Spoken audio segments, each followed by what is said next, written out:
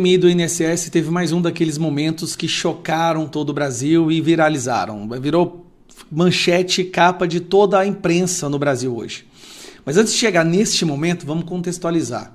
Quando surgiram as primeiras mensagens falando que o Vorcaro estava trocando mensagens e conversando com o Alexandre de Moraes, Alexandre de Moraes negou veementemente. Ele fez questão de negar, soltar nota, falou que nunca conversou com o Vorcaro. De lá para cá, várias notícias saíram, como a degustação de uísque em Londres, a visita na casa dele, mas ele sempre negou. Só que a Polícia Federal descobriu que no celular de Vorcaro tinha algumas ligações para um número do STF. Um número, um telefone funcional, ou seja, é um telefone de trabalho, não é um telefone de conversas pessoais, de chamar para ir tomar vinho em Londres ou de chamar para ir na casa de orgia na Bahia, não. É um telefone de trabalho. E aí, saiu essa matéria, a CPMI do INSS notificou a operadora de telefonia para certificar quem era o proprietário do número que estava no telefone de Vorcaro, do qual ele trocou mensagens e fez ligações. E aí com vocês, o Carlos Viana, na maior serenidade, soltando uma bomba. Essa bomba, meu amigo, Moraes, não tem jeito, irmão, desculpa. A gente tentou avisar, quem faz muita maldade, Deus dá um jeito de trazer a recompensa, às vezes aqui mesmo, Então, olha isso aí. Foi solicitada às empresas de telefonia a confirmação da propriedade de um dos números citados na quebra de sigilo do Sr. Vorcaro e que, divulgado pela imprensa, deu como destinatário o ministro Alexandre de Moraes. Mas a imprensa falou, Moraes negou, certo? Falando que não era dele. O relatório oficial que nos foi enviado é de que o número é do Supremo Tribunal Federal. Está confirmado oficialmente que o Sr. Vorcaro tinha acesso com alguém do Supremo Tribunal Federal. Não posso aqui fazer a afirmação de qual ministro, uma vez que, naturalmente, nós vamos oficiar o Supremo para que nós tenhamos essa informação e a clareza de com quem estava o número no dia em que a comunicação foi feita. Mas apenas para que os senhores parlamentares tenham a informação completa sobre isso, como tem sido claro dessa presidência, para que cada um se manifeste da maneira que entender. Está indefensável. A situação do Moraes está... Eu vejo a imprensa falando que o Toffoli vai ter que renunciar ou ele vai sofrer o impeachment. Vamos ser sinceros aqui. A situação do Moraes está muito pior. No dia que o cara foi preso, ele pedindo para o Moraes bloquear alguma coisa, a esposa do Moraes recebendo 80 milhões de reais sem ter nenhum trabalho ali que pudesse justificar a tamanha quantia. Então, é subestimar a inteligência da população ou terem a percepção de que eles estão num patamar tão elevado que eles podem fazer o que eles quiserem e que nada vai acontecer. Nada vai acontecer. E ainda o Moraes se sente legitimado para condenar empresários a 14 anos porque mandou R$500 numa vaquinha para alugar um ônibus para levar o povo para Brasília. 14 anos por ter enviado R$500. Olha que loucura! R$500 dá 14 anos, agora 139 milhões de reais é normal. É o que toda advogada casada com ministro de uma Suprema Corte em qualquer país recebe. Não pode levantar suspeitas com isso. Então, cara, como é que tanta coisa mudou em tão curto espaço de tempo, Só para lembrar, a CPMI do INSS, não esquece disso não, como é que Deus está agindo? A CPMI do INSS, no início, ela estava sendo sequestrada pela esquerda. Sabe quem ia presidir? Não esqueça, Omar Aziz, o mesmo que presidiu a CPMI da Covid. O Omar Aziz ia ser o presidente. Durante a madrugada houve uma articulação da oposição, eles trocaram tudo e colocaram o Carlos Viana e o Gaspar, que tá dando um show. O Alfredo Gaspar, que tá assim, cara, o cara tá virando um ícone da história da política brasileira. E aí, graças a essa composição da CPMI, hoje a gente tem acesso a certas informações que em um país sério, aí é o problema, Em um país sério, coisa que o Brasil não é, umas 300 pessoas já teriam sido afastadas dos seus cargos, já estariam presas. Toffoli, Moraes, Gilmar Mendes já estaria longe. Gilmar Mendes blindando todo mundo. CPI do crime organizado vai lá e consegue a quebra de sigilo de uma das empresas que estava financiando a Mardi, que passou dinheiro para a Mardi. O Gilmar Mendes foi lá e anulou a decisão. Quebra de sigilo do Lulinha, anulou a decisão. É impressionante como, assim, eles estão no modo desespero. Agora, uma coisa é verdade. Não há mais nenhuma credibilidade na nossa Suprema Corte. Eles não têm mais a legitimidade de decidir mais nada. Toda e qualquer pessoa que agora for condenada por esse grupo que está lá, na próxima composição que vai mudar, nós vamos tirar Moraes, vai tirar Toffoli, vai ser tudo anulado. E essas pessoas vão... Escuta uma coisa, Toffoli e Moraes, não tem como fugir. Não é eu, não se pode me derrubar, prender o que você quiser. Já está acontecendo, eu estou só constatando isso. Vocês vão pagar na justiça por tudo que estão fazendo. A justiça vai mudar. O Flávio vai ganhar, nós vamos colocar novos ministros ali, tá? Vai ter impeachment, que não sei que vocês renunciem. Agora há uma chance, renuncie, faça um acordo de não perseguição. O que vocês fizeram tá aqui, fica quieto. É a única chance dessa delação sobreviver. Eu sou André Marcília, advogado, comentarista jurídico, e peço que antes de qualquer coisa você se inscreva aqui no canal e deixe o seu like. Ontem o Vorcaro foi transferido para a Polícia Federal. Por que ele foi transferido? Porque ele já falou algo. É isso mesmo, ele já assinou um acordo, um termo de confidencialidade, e ele já foi transferido como um gesto amigável, decorrente dele ter dito informalmente ainda, num ambiente ainda de bastidores, algo que a Polícia Federal olhou e falou assim, opa, isso é bom. Então, eles transferiram como um gesto amigável, mas também como um gesto estratégico. A transferência do Vorcaro para a Polícia Federal é porque a delação ela tem idas e vindas. Ninguém delata da noite para o dia. Isso não vai acontecer de um dia para o outro. Então é bom que ele esteja perto, é bom que ele esteja vigiado e é bom que estejam sem camisetas nessa cela dele, para que nada lhe aconteça. E nesse cenário, meus caros, o Vorcaro vai ter que falar tudo. A estratégia da Polícia Federal é a seguinte, o que ele disser, eles pegam e batem com aquilo que está no celular. E aí, não importa se ele vai trazer algo inédito, algo que a gente ainda não ouviu. O ponto é que a gente não consegue hoje, porque a gente tem um gonê, que é um zero à esquerda, a gente não consegue hoje investigar ministro do STF. Então, se o Vorcaro disser aquilo que nós temos visto sair na imprensa e que estava no celular dele, a polícia vai olhar e falar assim, opa, a delação bateu com o que estava no celular dele, portanto, é a prova que a gente precisava, encaixou, deu match, e aí vai para outra prova. Opa, o que ele disse bateu com o que está no celular dele, deu match, e vai adiante. E aí as investigações sobre ministros do STF, sobre membros do Palácio do Planalto, sobre pessoas do Legislativo vão adiante, vão ser formalizadas, queira o gonê ou não. O gonê, ele vai ser empurrado para frente nesse processo. Ele não vai conseguir segurar essa onda que vai ser a delação do Vorcaro. A única chance do Vorcaro é falar tudo, porque se ele não falar, eles vão olhar para o celular do Vorcaro e falar assim, peraí, aqui o que está no seu celular não bate com o que você contou pra gente, ou o que está no seu celular você deixou de contar pra gente. E como é que você pode deixar de contar algo que está no seu celular? Você não sabia que estava no seu celular? São 8 celulares do Vorcaro à disposição da Polícia Federal hoje. 8. Por enquanto, um só, e 30% desse um celular foi periciado. Portanto, é óbvio que o Vorcaro sabe que a Polícia Federal vai chegar a muita coisa com Vorcaro ou sem Vorcaro. O Vorcaro falar é uma forma de esquentar essas provas que estão no celular, é uma forma de reforçar essas provas que estão no celular. Repito, pouco importa se ele trará algo novo, se o que ele disser reforçar ou confirmar ou formalizar aquilo que a gente já viu, e a gente já viu 30% de um celular, imagina os 8 periciados, ele não precisa dizer nada novo, nada que a polícia não saiba, ele só precisa confirmar aquilo que a polícia tem e aquilo a que a polícia vai chegar nesses 8 celulares sozinho. Portanto, o Vorcaro, a delação dele é uma confirmação das investigações que a Polícia Federal já está fazendo, e ele não tem escapatória. Repito, se ele disser algo que não bate com o que estava no próprio celular, claro que ele está mentindo. Como é que você não sabe algo que está no seu celular? Essa delação é de arrebentar.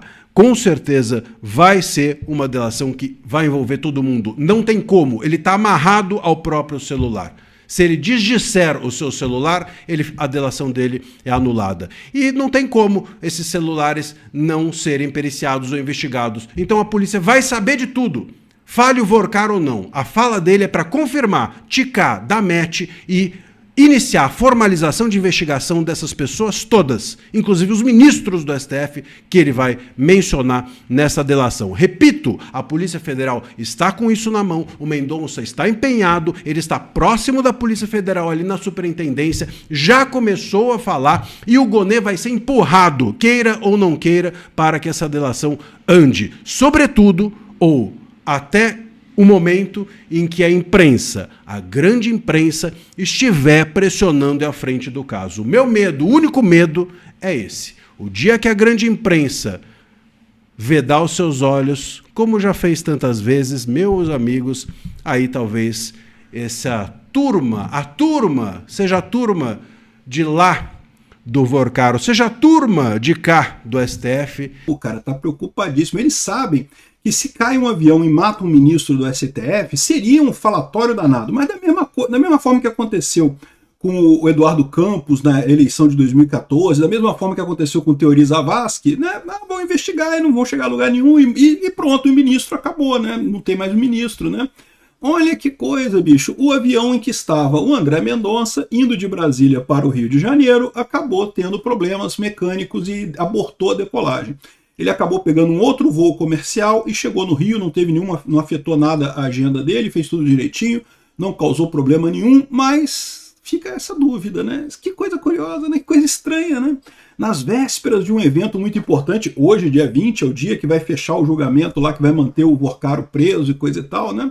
Olha que coisa. Eu sou Peter Turguni, esse é o canal Ancapsula. Quem não lembra, né? Eu acho que todo mundo aqui lembra do caso do Teori Zavascki e do Eduardo Campos, né? Mas para quem não lembra, o Teori Zavascki era ministro do STF e estava com o julgamento do Petrolão no momento de aceitar as delações premiadas do pessoal da Petrobras. Tinha um monte de delação premiada para ser aceita, estava sendo julgado isso naquele momento, naquela semana ia fechar o julgamento do aceite das delações premiadas do pessoal da Petrobras para implicar um monte de gente do PT, não sei o que lá, e aí o cara resolveu tirar uns dias de férias em Paraty, pegou um aviãozinho e aí teve uma tempestade muito forte lá na hora do pouso, e na hora do pouso um piloto super experiente, o piloto lá do táxi aéreo dele, acho que era avião particular, não lembro, mas o piloto do avião lá era super experiente, já tinha pousado naquela pista com tudo quanto é tipo de tempo e coisa e tal, mas aí o cara dessa vez ele não conseguiu, o avião caiu e o Teori Zavascki morreu, infelizmente morreu todo mundo que estava no avião.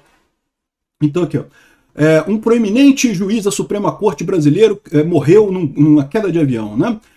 2 outros corpos foram encontrados no local do impacto, próximo de Paraty, a 250 quilômetros do Rio de Janeiro, né? O Teori Zavascki estava investigando um massivo escândalo de corrupção na Petrobras. Dezenas de políticos tinham sido presos por conta desse inquérito, conhecido como Operação Lava Jato, né? Nos últimos 2 anos, e não sei o que lá. Aí, no final das contas, chegaram à conclusão que não, foi uma falha do avião mesmo, não sei o que lá. Eu não sei não, tá? Eu não compro muito essa história não. Eu acho, assim, porque veja, esse pessoal quando faz esse tipo de acidente, eles botam a coisa esperando que vai ter uma situação de estresse, aí a coisa vai quebrar, vai parecer que é um acidente mesmo, né? É relativamente fácil. Cara, avião é um negócio frágil pra caralho, você parar pra pensar, né? Se tiver qualquer probleminha, pode dar chabu nessa coisa, né? O outro caso que aconteceu alguns anos antes, né, foi na eleição presidencial de 2014. Para quem não lembra, na eleição presidencial de 2014 havia a Dilma, o Aécio e o Eduardo Campos, cuja vice seria a Marina Silva. E o que estava acontecendo de muito curioso, isso aqui ainda era na pré-campanha, tá? Não era ainda não estava começando a campanha de verdade, né? E aí o problema é que o Eduardo Campos estava tirando muito voto da Dilma e muita gente temia que o Eduardo Campos fosse para o segundo turno com o Aécio ao invés da Dilma. Então, ou seja, podia a Dilma nem chegar no segundo turno em 2014. Aí, o que fizeram, né? O Eduardo Campos saiu do Rio de Janeiro, iria para São Paulo, pousar em Santos, na verdade, e aí o avião dele do nada caiu também. Foi um acidente trágico, ninguém investigaram, chegaram à conclusão de que não chegaram a conclusão nenhuma, e pronto, né? Ninguém sabe o que aconteceu, né? De novo, pode ter sido um acidente? Pode, mas foi conveniente pra caramba do PT, igualzinho o caso do Teori Zavascki, foi conveniente pra caramba pro PT. É que o STF na época, né, continuou todo o julgamento, coisa e tal, não parou nada, coisa e tal, mas aqui também foi conveniente para o PT, cara, é uma coincidência, cara, assim, foi muito bom para o PT a morte do Eduardo Campos. Mais do que isso, estava previsto que nesse avião estaria também a Marina Silva, iria o Eduardo Campos e a Marina Silva junto nesse avião. Se tivesse os dois no avião, teria acabado a chapa, né? Simplesmente não teria ninguém para competir com a Dilma no primeiro turno, e com isso, muito provavelmente, a Dilma ganharia no primeiro turno. Só que a Marina Silva desistiu de ir de avião, resolveu ir de outra forma, mudou a agenda dela de alguma maneira. E daí o que aconteceu? Morreu o Eduardo Campos, mas não a Marina Silva. Eu até hoje lembro que eu estava discutindo com um petista no Facebook, na época que eu ainda era ativo no Facebook naquela época, e o cara me falou, não, que a Marina Silva morreu também, que todo mundo tem certeza que a Marina Silva estava no avião também, que ela não vai ser chance. Eu falei, não, cara, eles sabem que a Marina Silva sobreviveu. Ou seja, os petistas estavam contando que a Marina Silva estava no avião também. Eles estavam achando que ia resolver o problema todo. O mecânicozinho do PT foi lá no avião, meu amigo, e deu um jeito nesse troço aí, ia resolver o problema da Dilma. Acabou que a Marina Silva não estava, ela concorreu, e também ela chegou a avançar além da Dilma, né? A Dilma teve que fazer uma engenharia para destruir a Marina Silva. Aliás, eu não consigo entender até hoje como é que a Marina Silva voltou a ficar de bem com o PT depois do que fizeram com ela naquela eleição de 2014, tá? Eu jamais votaria na Marina Silva, acho ela uma idiota. Mas eu consigo reconhecer uma sacanagem. Cara, eles trucidaram a mulher, bicho. Trucidaram. Era propaganda contra a Marina Silva, com uma virulência, com uma violência, com ódio. Que, nossa, nem o Aécio eles criticavam tanto quanto criticavam a Marina Silva, né? E aí, foi acidente de avião? Pode ter sido. Pode não ter sido também. Pode ter sido um monte de coisa, né? E você pode falar assim, mas você está sendo paranoico, o PT, por que o PT iria matar essas pessoas? Olha só, o que eu sei é, se a morte do Teori Zavascki ajudava o PT, a morte do Eduardo Campos ajudava o PT, eventualmente, se houvesse a morte do André Mendonça, ajudaria o PT também, isso eu consigo ver. Olha só, eu vou falar um negócio para vocês, tá? Eu fico muito feliz que o André Mendonça esteja usando voos comerciais, por quê? Porque a chance de um acidente num voo comercial é muito menor. Olha só o que aconteceu aqui. Justamente teve um problema, o piloto detectou o problema e não voou. E é isso que tem que fazer. Quando você tem avião particular, avião pequeno, ou táxi aéreo, coisa e tal, existe um incentivo muito grande para o avião seguir de qualquer forma, mesmo que esteja com algum probleminha, né? Porque a verdade é que a maior parte dos probleminhas é probleminha que não vai causar nada, né? A não ser alguns que acabam causando problemas muito sérios, né? O probleminha começa pequeno e vira grande depois. Então, o que eu falo para vocês, o mais seguro do mundo não é voar na FAB. Alguns podem pensar, não, por que o Alexandre de Moraes voa de FAB? O Alexandre de Moraes voa de FAB porque ele não consegue entrar num avião de passageiro, vai todo mundo xingar ele, mandar ele a merda, aquele careca de bosta que destruiu a democracia no Brasil. O Alexandre de Moraes não consegue entrar, o Gilmar Mendes não consegue entrar no avião, vai ter que ficar voando de FAB. Agora, o André Mendonça é só entrar no avião lá em Brasília, o avião comercial da Latam e coisa e tal, e acreditem, é o mais seguro possível essa situação. Olha só o que diz a notícia aqui. Ó. Falha em avião impede viagem de Mendonça ao Rio. O André Mendonça, ontem, dia 19, estava em Brasília para aquela sessão plenária do STF, né, que teve homenagem ao Alexandre de Moraes, aquela coisa toda. Ele estava lá, ele faz parte do STF, ele participou da coisa toda. E depois ele veio para o Rio de Janeiro, porque ele tem uma palestra, que ele dá uma palestra hoje no Rio de Janeiro. Então ele saiu ontem à noite de Brasília para o Rio. O avião que ele ia pegar da Latam, aqui ó, o avião que levaria o ministro do STF, André Mendonça, de Brasília ao Rio de Janeiro, teve a decolagem cancelada na noite da quinta-feira, dia 19, após a identificação de uma falha mecânica, né? O especialista do PT que costuma lá macetear os aviões, né, cometeu alguma coisa, mas errou, fez um problema grande demais, o piloto detectou, né? O problema foi detectado antes da saída do Aeroporto Internacional de Brasília, o que impediu a viagem, né? Com o cancelamento, a viagem foi remarcada para amanhã dessa sexta-feira, dia 20. O ministro, porém, embarcou em uma outra aeronave ontem mesmo, dia 19, e já chegou no Rio de Janeiro. O voo inicial era operado pela Latam. Eles não falaram qual é o outro voo que ele pegou. Eu acho que tem um voo da Gol também, bem tarde, que sai lá de Brasília. Eu imagino que era o último voo de Brasília para o Rio de Janeiro. Vai um monte de autoridade mesmo nesses voos aqui.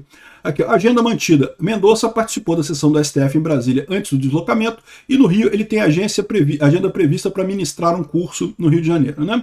A companhia aérea foi procurada, mas não havia se manifestado até a última atualização qual seria o problema ali. A polícia tem que investigar essa porra, hein? Fontes do STF ouvidas pela reportagem afirmaram que o voo transportava outras autoridades e que o cancelamento não teve relação com o ministro. É lógico que não, porra. Vai falar, não, aqui a gente tentou matar o ministro mesmo. Mas não, que tinha outras autoridades é um custo que a elite está disposta a pagar para, nesse momento, trocar o André Mendonça. Né? E tinha outros passageiros também, lembra? É um voo comercial, você pode pegar. Você podia estar lá em Brasília, comprou passagem para voltar para o Rio de Janeiro, e eu já peguei vários voos da Latam de Brasília para o Rio várias vezes. Podia pegar uma outra pessoa qualquer lá, né? Então, essa coisa, mas é o que eu falo para vocês, o mais seguro é você usar esses aviões de passageiro. Táxi aéreo, avião particular e voos da FAB são mais arriscados do que nesse caso. Tanto no caso do Teori Zavascki quanto no caso do Eduardo Campos, né? Foram voos particulares, era jatinho particular do pessoal. O mecânico do PT foi lá, sei lá o que o mecânico fez lá, né, mexeu nas coisas lá do avião, o avião caiu, né? E agora, né, tentaram fazer isso com voo de passageiro mesmo, é mais complicado, mas é aí que eu falo para vocês, né? É mais complicado porque é matar um monte de gente, vai ser um escândalo enorme, coisa e tal, mas esse pessoal já está tão desesperado, já estão num nível de desespero tão grande com a delação do Vorcaro, que não, porra, manda o mecânico do PT lá mexendo no avião, lá mexendo as coisinhas lá para quebrar o avião. Mas, de novo, né, avião de passageiro, avião comercial, é o mais seguro que tem. Não tem nada mais seguro que isso. Fico muito feliz que o André Mendonça esteja viajando de voos comerciais. É a melhor alternativa mesmo. Jatinho é que é preocupante, né? E, rapaz, eu vou te falar uma coisa, bicho. É isso daí, tá aqui. Aqui não tem mais informação, não. Avião com André Mendonça tem decolagem abortada após falha mecânica. Eu espero, sinceramente, que a Polícia Federal investigue esse negócio, né? Assim, vão dizer que era uma falha mecânica normal. Não, desgastou aqui o líquido de freio do avião, sei lá o que fizeram. Eu não tenho especialidade em fraudar avião para cair avião, mas sei lá como é que eles fazem isso, né? Mas, enfim, né, mexeram alguma coisa lá, cortaram o líquido de freio do avião lá, sei lá o que eles fizeram. E aí o pessoal, só que é o que eu falo, voo comercial, o pessoal tem um cuidado do caramba com esse troço, porque é um monte de passageiro, né? Então eles vão lá, olham tudo com cuidado e, né, qualquer coisinha aborta voo, né? Eu já falei pro pessoal, eu sempre voei muito no Brasil, mesmo antes de ser youtuber, né? Sempre voei muito a trabalho, como consultoria e coisa e tal, e inevitavelmente você fica preso em aeroporto, eventualmente tem voo que atrasa. Eu já tive um voo que abortou a decolagem no meio da pista, saindo de São Paulo para o Rio, voo da VASP, na época da VASP ainda. Cara, foi a coisa mais assustadora que eu tive na minha vida. Não, foi a segunda coisa mais assustadora que eu tive na minha vida. Mas o avião começou a acelerar para decolar, aí de repente no meio da pista o cara trava tudo, fecha tudo, para, e o avião voltou porque detectaram algum problema ali, e é meio assustador esse troço. Perdi quase meio-dia, aí botaram a gente num outro avião e a gente voltou para o Rio, né? Mas é o que eu falo para vocês, esse é o problema que eu quero ter. O problema que eu quero ter com o avião é, atrasou o avião. Putz, que chato pra caramba. Eu torço para ter esse tipo de problema. Porque o outro problema com o avião é que eu não quero ter, que é o problema do avião tá lá em cima, dá merda, e o avião cair. Esse problema eu não quero ter, não. O outro problema, atrasou. Pô, cara, eu já fiquei um dia inteiro em São Paulo, aguardando na época, teve uma época que teve greve de aeronave, tava uma confusão danada, e Congonhas ficou um muquifo de gente, não tinha nem onde sentar, nem no chão tinha onde sentar em Congonhas mais. Fiquei um dia lá parado naquela porra, mas esse é o problema que eu quero ter com companhia aérea. O problema que eu quero ter é atraso, é avião desistir de decolar porque deu problema, identificou o problema, teve que trocar de aeronave, é chato pra caralho, mas esse é o problema que eu quero. O problema que eu não quero é o outro, né? E aparentemente o André Mendonça também concorda comigo e está escolhendo um voo comercial que é muito melhor. Ele podia ir de jatinho, né? Com certeza o STF tem verba para jatinho e ele próprio tem dinheiro, né? Ele ganha bem pra caramba, pode contratar um jato aéreo, um táxi aéreo para fazer um voo Brasília-Rio de Janeiro, é conveniente pra caramba, sai na hora que você quer, chega na hora que você quer, mas táxi aéreo, meu amigo, é muito mais provável de dar problema, muito maior o risco de dar problema no final das contas, né? Então, para alegria de todos e felicidade geral da nação, não foi dessa vez ainda, PT. Eu estou falando para vocês, o pessoal está apavorado. Com essa possibilidade de entrar a JBS na brincadeira, meu amigo, tem muita gente no PT que está apavorado, não está nem dormindo, meu amigo, pode ter certeza, o pessoal não está nem dormindo.